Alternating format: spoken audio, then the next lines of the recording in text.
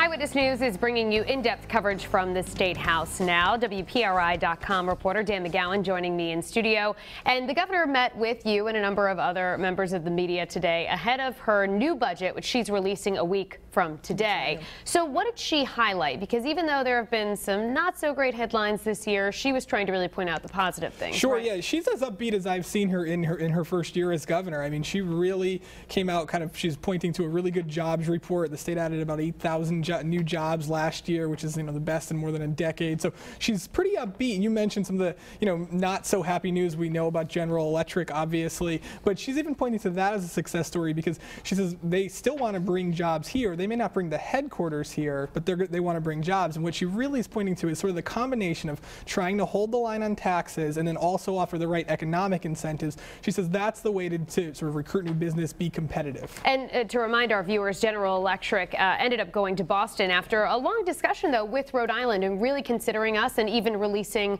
a statement after the fact saying that we were a really big option for them. Yeah, that was one of the most fascinating parts of this conversation with the governor today. She really kind of dug in and showed us exactly what was offered.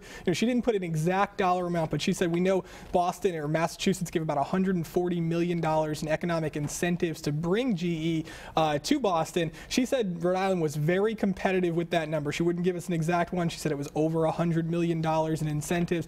So she said she was encouraged that we were even in the final three. Remember, New York, Boston, and Providence were the finalists. And really highlighting that process. So is she now in talks with any other big businesses trying to use that same process to lure them here? I asked that exact question. Really, she wouldn't give us any details about exactly what business. She said there's no name brand. We're not talking any major companies coming here, but she said she's on the phone every day. She says 5 calls at least a week, and she said she thinks there will be more news to come in 2016. Do you think that's her biggest thing right now, is bringing those businesses in? Absolutely. You hear, remember on the campaign trail in 2014, this was her biggest issue. It remained that way in 2015. I think nothing's going to change this year. Anything else that we may be surprised by in her budget next week?